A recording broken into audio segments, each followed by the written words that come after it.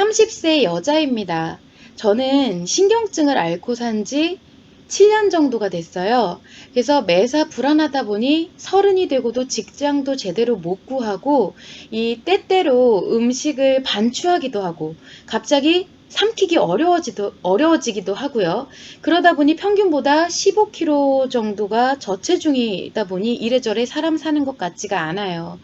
이 심리 치료가 되면 정상으로 밸런스가 맞는다고 하셨는데 저체중도 회복이 되나요? 라고 질문을 주셨어요. 그래서 제가 이걸 볼 때 진짜 조금 많이 안타까웠거든요. 이 불안을 동반한 신경증이라는 것은 우리가 흔히 얘기하는 그 노이로제예요. 그래서 이 노이로제를 7년이나 계속 회복을 못 하시고 가지고 계셨다라는 것은 굉장히 긴 시간 동안 악화가 되셨다라는 거거든요. 제대로 된 치료가 못 일어나서 상처가 악화가 되셨어요. 그래서 이 여자의 노이로제라는 것은 단순히 인식에 문제가 생기는 노이로제하고는 좀 다르게 상처에 기인한 우울성 노이로제예요.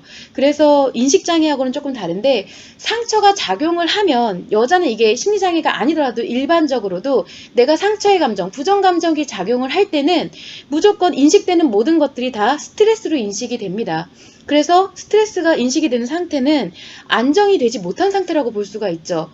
즉 불안함이 계속 조성이 된다라는 거예요. 이것이 계속 지속이 되고 회복이 되지 못하다 보니까 결국 이 불안 증세가 나타나면서 불안장애로 이어지게 되는 건데, 이러한 경우에는 사실 7년 동안 오랜 시간 지나게 됐고 상처가 굉장히 많이 악화가 됐기 때문에 다이어트보다 저체중의 회복보다 먼저 상처 치료가 가장 먼저 시급하게 되셔야 된다라는 거예요. 그래서 상처 치료가 일어난 다음에 다이어트는 그 다음 문제다라고 말씀을 드릴 수가 있고요.